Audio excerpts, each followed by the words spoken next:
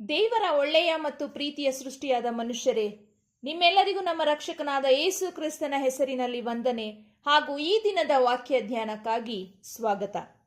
ಪ್ರಿಯರೇ, ಮೊದಲನೇದಾಗಿ ನಾವು ಪ್ರಾರ್ಥನೆ ಮಾಡಿಕೊಳ್ಳೋಣ. ಪರಿಶುದ್ಧನಾದ ಪರಲೋಕದ ತಂದೆ, ನಿನ್ನ ಪರಿಶುದ್ಧ ನಾಮಕ್ಕೆ ಸ್ತೋತ್ರವಾಗಲಿ.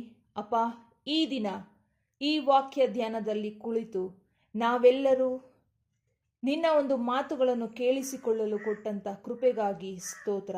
ಅದರಂತೆ ನಾವು ನಡೆಯಲು ಸಹ ಸಹಾಯ ಮಾಡಬೇಕಾಗಿ ಬೇಡಿಕೊಳ್ಳುತ್ತೇನೆ ತಂದೆಯೇ, ಆಮೇನ್. ಕರ್ತನಲ್ಲಿ ಪ್ರಿಯರೇ, ಇಂದು ನಾವು ಎಂಥವರನ್ನು ದೇವರು ಕಟಾಕ್ಷಿಸುತ್ತಾರೆ, ದೇವರ ಕಟಾಕ್ಷ ಯಾರ ಮೇಲಿದೆ ಎನ್ನುವುದನ್ನು ನಾವು ಈ ದಿನ ತಿಳಿದುಕೊಳ್ಳೋಣ. ಕರ್ತನಲ್ಲಿ ಪ್ರಿಯರೇ, ಯೆಶಾಯನ ಪ್ರವಾದನೆಯ ಗ್ರಂಥ 66ನೇ ಅಧ್ಯಾಯ 2ನೇ ವಚನದಲ್ಲಿ ಯೆಹೋವ ದೇವರು ತಾನೇ ಹೇಳಿದ್ದಾರೆ, ನಾನು ಕಟಾಕ್ಷಿಸುವವನು ಎಂಥವನೆಂದರೆ ದೀನನು, ಮನಮುರಿದವನು, ನನ್ನ ಮಾತಿಗೆ ಭಯಪಡುವವನು ಆಗಿರುವವನೇ.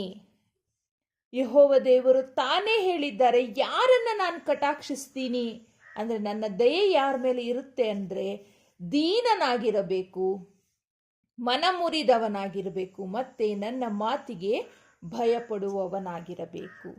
ಹೀಗಿರುವಂಥವರನ್ನ ನಾನು ಕಟಾಕ್ಷಿಸುತ್ತೇನೆ.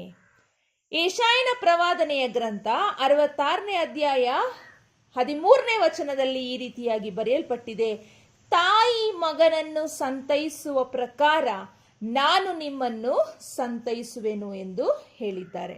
ಆದದರಿಂದ ಪ್ರಿಯರೇ, ನಾವು ದೀನತೆಯುಳ್ಳವರು, ಮನಮುರಿದವರು, ಅಂದರೆ ಈ ಲೋಕಕ್ಕೆ ಸಂಬಂಧಪಟ್ಟಂತೆ ಅನೇಕ ಕಷ್ಟ, ನಷ್ಟ, ಕಣ್ಣೀರು, ಬಾಧೆಗಳಲ್ಲಿದ್ದರೂ ತಾಳ್ಮೆಯಿಂದ ಕರ್ತನಿಗಾಗಿ ಎದುರು ನೋಡುವವರೂ ಆಗಿದ್ದು, ಆತನು ಹೇಳಿದ ಮಾರ್ಗದಲ್ಲಿ ನಡೆಯುವವರಾಗಿ ಆತನಿಗೆ ಭಯಪಟ್ಟು ತಲೆಬಾಗಿ ನಡೆಯಬೇಕು. ಈ ಲೋಕದಲ್ಲಿ ಎಷ್ಟೋ ಜನರನ್ನ ನಾವು ನಂಬಿ ಅವರ ಮಾತಿನಂತೆ ನಡೆದುಕೊಳ್ಳುತ್ತೇವೆ. ಅವರಿಂದ ನಮಗೆ ಒಳ್ಳೆಯದೇ ಆಗುತ್ತೆ ಎಂಬ ನಿರೀಕ್ಷೆಯೂ ನಮ್ಮಲ್ಲಿರುತ್ತೆ. ಆದರೆ ಮನುಷ್ಯರ ಮೇಲೆ ನಾವು ಇಟ್ಟ ನಂಬಿಕೆ ಎಲ್ಲವೂ ನೆರವೇರುವುದಿಲ್ಲ. ನಾವು ಮೋಸ ಹೋಗ್ತೀವಿ. ಮನುಷ್ಯರನ್ನು ನಂಬಿ ನಾವು ಅನ್ಯಾಯಕ್ಕೆ ಸಹಿತ ಒಳಗಾಗುತ್ತೀರಿ. ಆದರೆ ನಮ್ಮನ್ನು ಕರೆದಾತನು ನಂಬಿಗಸ್ತನು. ತಡವಾದರೂ ಆತನಿಂದ ನಮಗೆ ಎಂದಿಗೂ ಮೋಸ, ಅನ್ಯಾಯ ಆಗುವುದಿಲ್ಲ. ದೇವರನ್ನು ನಂಬಿ ಕೆಟ್ಟವರಿಲ್ಲ. ದೇವರಿಂದ ನಾವು ಯಾವ ಸಹಾಯಕ್ಕಾಗಿ ಎದುರು ನೋಡ್ತಾ ಇರ್ತೀವೋ, ಯಾವ ಬಿಡುಗಡೆಗಾಗಿ ಎದುರು ನೋಡ್ತಾ ಇರ್ತೀವೋ, ಅದು ನಮಗೆ ಸಿಗೋದು ತಡವಾದರೂ ಪರವಾಗಿಲ್ಲ. ಆದರೆ ದೇವರು ಮೆಚ್ಚೋ ರೀತಿಯಲ್ಲಿ ಅದು ನಮಗೆ ಸಿಕ್ಕೇ ಸಿಗುತ್ತದೆ. ಯಾಕಂದ್ರೆ ದೇವರು ಹೇಳಿರುವ ಪ್ರಕಾರ ನನ್ನ ಆಲೋಚನೆಗಳು ನಿಮ್ಮ ಆಲೋಚನೆಗಳಿಗಿಂತ ಎಷ್ಟೋ ಹೆಚ್ಚಾಗಿವೆ, ಉನ್ನತವಾಗಿವೆ ಅಲ್ವಾ?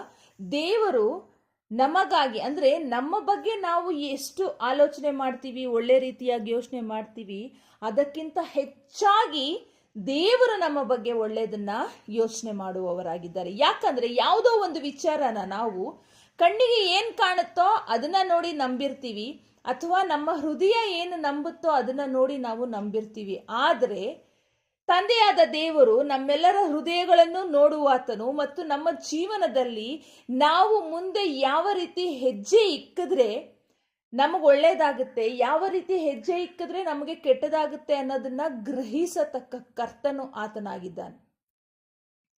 ಹಾಗಾಗಿ ದೇವರಿಂದ ಬರುವಂತ ಯಾವುದೇ ಆಶೀರ್ವಾದಕ್ಕಾಗಿಯೂ ನಾವು ತಕ್ಕ ಸಮಯಕ್ಕಾಗಿ ಕಾದಿದ್ದು ಅದನ್ನ ಪಡೆದುಕೋಬೇಕು. ಅಲ್ಲಿವರೆಗೂ ಆತನಲ್ಲಿ ನಾವು ನಂಬಿಕೆಯಿಂದ, ನಿರೀಕ್ಷೆಯಿಂದ ಆತನಿಗಾಗಿ ಕಾಯ್ತಾ ಇರಬೇಕು. ಕೀರ್ತನೆಗಳು 34ನೇ ಅಧ್ಯಾಯ 17ನೇ ವಚನದಲ್ಲಿ ಈ ರೀತಿಯಾಗಿ ಬರೆಯಲ್ಪಟ್ಟಿದೆ, ಯೆಹೋವನು ನೀತಿವಂತರ ಕೂಗನ್ನು ಕೇಳಿ ಎಲ್ಲಾ ಕಷ್ಟಗಳಿಂದ ಅವರನ್ನು ಬಿಡಿಸುತ್ತಾನೆ. ನಾವು ಆತನ ದೃಷ್ಟಿಯಲ್ಲಿ ಆತನು ಮೆಚ್ಚೋ ರೀತಿನಲ್ಲಿ ನೀತಿವಂತರಾಗಿ ನಾವು ಬಾಳುವುದಾದರೆ ಆತನು ನಮ್ಮನ್ನು ಎಲ್ಲ ಕಷ್ಟಗಳಿಂದ ಬಿಡಿಸಿ ಕಾಪಾಡುತ್ತಾರೆ. ಕೀರ್ತನೆಗಳು 24ನೇ ಅಧ್ಯಾಯ 4ರಿಂದ 5ನೇ ವಚನದಲ್ಲಿ ಈ ರೀತಿಯಾಗಿ ಬರೆಯಲ್ಪಟ್ಟಿದೆ. ಯಾವನು ಅಯೋಗ್ಯ ಕಾರ್ಯಗಳಲ್ಲಿ ಮನಸ್ಸಿಡದೆ, ಮೋಸ ಪ್ರಮಾಣ ಮಾಡದೆ, ಶುದ್ಧ ಹಸ್ತವೂ ನಿರ್ಮಲ ಮನಸ್ಸೂ ಉಳ್ಳವನಾಗಿದ್ದಾನೋ ಅವನೇ ಯೆಹೋವನಿಂದ ಶುಭವನ್ನು ಹೊಂದುವನು. ತನ್ನ ರಕ್ಷಕನಾದ ದೇವರಿಂದ ನೀತಿ ಫಲವನ್ನು ಪಡೆಯುವನು ಎಂದು ಬರೆದಿದೆ. ಅಂದ್ರೆ ಯಾರು ಅಯೋಗ್ಯ ಕಾರ್ಯಗಳಲ್ಲಿ ಮನಸ್ಸಿಡದೆ, ಮೋಸ ಪ್ರಮಾಣ ಮಾಡದೆ, ಶುದ್ಧ ಹಸ್ತವು ನಿರ್ಮಲ ಮನಸ್ಸು ಉಳ್ಳವರಾಗಿರುತ್ತಾರೋ ಅವರೇ.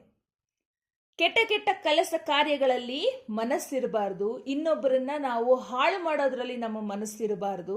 ನಮ್ಮ ಬೆಳವಣಿಗೆ ಏನಿದೆ ಅದನ್ನ ಮಾತ್ರ ನಾವು ಗ್ರಹಿಸ್ಕೊಂಡಿರ್ಬೇಕು. ಮತ್ತೆ ಇನ್ನೊಬ್ಬರನ್ನ ತುಳಿದು ನಾವು ಮೇಲೆ ಬರುವುದು ಒಳ್ಳೆಯದಲ್ಲ.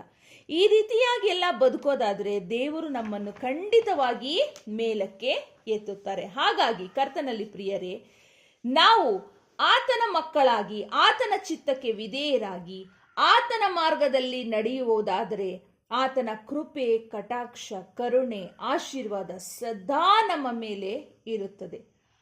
ಆತನ ಮಕ್ಕಳಾಗಿ ನಾವು ಬಾಳುವುದಕ್ಕೂ ಸಹಾಯ ಆಗುತ್ತದೆ. ಯಾಕಂದ್ರೆ ಆತನು ನಮ್ಮನ್ನು ನಿತ್ಯವೂ ನಡೆಸುವ ಕರ್ತನಾಗಿದ್ದಾನೆ. ದೇವರ ಪರಿಶುದ್ಧ ನಾಮಕ್ಕೆ ಸ್ತೋತ್ರವಾಗಲಿ. ಈ ಒಳ್ಳೆಯ ವಾಕ್ಯವನ್ನು ನಮಗೆ ನಮ್ಮ ಜೀವಿತಕ್ಕೆ ಕೊಟ್ಟದಕ್ಕಾಗಿ ಸ್ತೋತ್ರ. ಈ ರೀತಿಯಾಗಿ ದೇವರು ಮೆಚ್ಚೋ ರೀತಿಯಲ್ಲಿ ನಾವು ಬಾಳಲು ತಂದೆ ದೇವರಿಂದಲೇ ಸಹಾಯವನ್ನು ನಾವು ಬೇಡ್ಕೊಳ್ಳೋಣ, ಪ್ರಾರ್ಥನೆ ಮಾಡೋಣ. ಪರಿಶುದ್ಧನಾದ ಪರಲೋಕದ ತಂದೆ, ನಿನ್ನ ಪರಿಶುದ್ಧ ನಾಮಕ್ಕೆ ಸ್ತೋತ್ರವಾಗಲಿ. ಅಪ್ಪ, ಪಾಪಿಗಳಾದ ನಮ್ಮ ಮೇಲೆ ನೀನಿಟ್ಟಿರುವಂಥ ಅಪಾರವಾದ ಪ್ರೀತಿಗಾಗಿ ಸ್ತೋತ್ರ, ಕರುಣೆಗಾಗಿ ಸ್ತೋತ್ರ. ಅಪ್ಪ, ನಾನು ಇಂತಿಂಥವರನ್ನು ಕಟಾಕ್ಷಿಸುತ್ತೇನೆ, ದೀನ ಮನಸ್ಸುಳ್ಳವರನ್ನು, ಮುರಿದ ಮನಸ್ಸುಳ್ಳವರನ್ನು. ಯಾರ್ಯಾರು ನನ್ನನ್ನು ಭಯಭಕ್ತಿಯಿಂದ ಪೂಜಿಸ್ತಾರೋ, ಯಾರ್ಯಾರು ನನ್ನನ್ನು ಭಯಭಕ್ತಿಯಿಂದ ಆರಾಧಿಸ್ತಾರೋ, ನಂಬುತ್ತಾರೋ ಅಂಥವರನ್ನ ನಾನು ಕಟಾಕ್ಷಿಸ್ತೀನಿ ಅಂತ ಈ ದಿನದ ನಿನ್ನ ವಾಕ್ಯದಲ್ಲಿ ತಿಳಿಸಿಕೊಟ್ಟಿದ್ದಿ ಸ್ವಾಮಿ. ಅದಕ್ಕಾಗಿ ಸ್ತೋತ್ರ. ಅಪ್ಪ, ಈ ಲೋಕದಲ್ಲಿ ನಾವು ಬಾಳುವಾಗ ನಿನ್ನನ್ನು ಬಿಟ್ಟು ನಾವು ಬಾಳಲು ಅಸಾಧ್ಯ ಸ್ವಾಮಿ. ನೀನು ಸೃಷ್ಟಿಸಿರುವ ಈ ಲೋಕದಲ್ಲಿ ನಿನ್ನ ಪ್ರೀತಿಯ ಮಕ್ಕಳಾಗಿ ನೀನು ತೋರಿಸುವ ದಾರಿಯಲ್ಲಿ, ನಿನ್ನ ಬೆಳಕಿನಲ್ಲಿ ನಿನಗಾಗಿ ಜೀವಿಸಲು, ನೀನು ಮೆಚ್ಚುವಂತಹ ಜೀವನವನ್ನು ನಾವು ಜೀವಿಸಲು ಸಹಾಯ ಮಾಡಿ ನಡೆಸು ಸ್ವಾಮಿ. ಯಾವುದೇ ಸೈತಾನ್ ಶೋಧನೆಗೂ ನಾವು ಒಳಗಾಗದಂತೆ ಸ್ವಾಮಿ, ನಿನ್ನ ರಕ್ಷಣೆ ಎಂಬ ಬೇಲಿಯನ್ನು ನಮ್ಮ ಸುತ್ತಲೂ ಹಾಕಿ ನಮ್ಮನ್ನು ಕಾಯ್ದು ಕಾಪಾಡಿ ಕೈ ಹಿಡಿದು ನಡೆಸ್ತಾ ಬರಬೇಕಾಗಿ ಬೇಡಿಕೊಳ್ಳುತ್ತೇನೆ ಕರ್ತನೆ. ಹೌದು ಕರ್ತನೆ, ಈ ಲೋಕದಲ್ಲಿ ಸಂಕಟ ಉಂಟು, ನಾನು ಲೋಕವನ್ನು ಜಯಿಸಿದ್ದೇನೆ ಎಂದು ನಮ್ಮ ರಕ್ಷಕನಾದ ಯೇಸು ಕ್ರಿಸ್ತನು ಹೇಳಿದ್ದಾನೆ. ಹಾಗಾಗಿ ಸ್ವಾಮಿ, ಈ ಲೋಕದಲ್ಲಿರುವಂಥ ಎಲ್ಲ ಕಷ್ಟ ಸಂಕಟಗಳ ಮಧ್ಯೆ ನಮ್ಮನ್ನು ನಡೆಸುತ್ತಾ, ಕೈ ಹಿಡಿದು ನಡೆಸುತ್ತಾ ಬರುತ್ತಿರುವುದಕ್ಕಾಗಿ ಸ್ತೋತ್ರ ಸ್ವಾಮಿ. ಅದೇ ರೀತಿಯಲ್ಲಿ ನಮ್ಮ ಕೊನೆಯ ಉಸಿರಿರುವವರೆಗೂ ನಾವು ನಿನ್ನ ಮಕ್ಕಳಾಗಿ ಬಾಳಲು ಸಹಾಯ ಮಾಡು ಸ್ವಾಮಿ. ಕಡೆಯಲ್ಲಿ ನಾವು ನಿನ್ನ ಮಕ್ಕಳಾಗಿ ನಿನ್ನ ರಾಜ್ಯವನ್ನು ಸೇರುವಂಥ ಸೌಭಾಗ್ಯವನ್ನು ನಮಗೆ ಕಲ್ಪಿಸಿಕೊಡಬೇಕಾಗಿ ಬೇಡಿಕೊಳ್ಳುತ್ತೇವೆ ಸ್ವಾಮಿ. ಯೇಸು ಕ್ರಿಸ್ತನ ಹೆಸರಿನಲ್ಲಿ ಈ ಪುಟ್ಟ ಪ್ರಾರ್ಥನೆಯನ್ನು ನಂಬಿಕೆಯಿಂದ ಬೇಡಿ ಹೊಂದಿದ್ದೇವೆ ನಮ್ಮ ತಂದೆಯೇ. ಎಲ್ಲ ಘನಮಾನ ಮಹಿಮೆ ನಿನಗೆ ಸಲ್ಲಿಕೆಯಾಗಿರಲಿ. ಆಮೇನ್. ಕರ್ತನಲ್ಲಿ ಪ್ರಿಯರೇ, ತಂದೆ ದೇವರ ಕೃಪೆ, ಕಟಾಕ್ಷ, ಸಹಾಯ, ಆಶೀರ್ವಾದ, ದಯೆ ಸದಾ ನಮ್ಮೆಲ್ಲರೊಟ್ಟಿಗೂ ನಿಮ್ಮೆಲ್ಲರೊಟ್ಟಿಗೂ ಇರಲಿ. ವಾಕ್ಯಗಳನ್ನು ಕೇಳುವವರು ಮಾತ್ರವೇ ಆಗಿರದೆ ಅದನ್ನು ಅನುಸರಿಸಿ ನಡೆಯುವವರಾಗಿರೋಣ. ತಂದೆ ದೇವರು ನಿಮ್ಮೆಲ್ಲರನ್ನು ಹೆಚ್ಚಾಗಿ ಆಶೀರ್ವದಿಸಿ ಕಾಯ್ದು ಕಾಪಾಡಲಿ. ಆಮೇಲೆ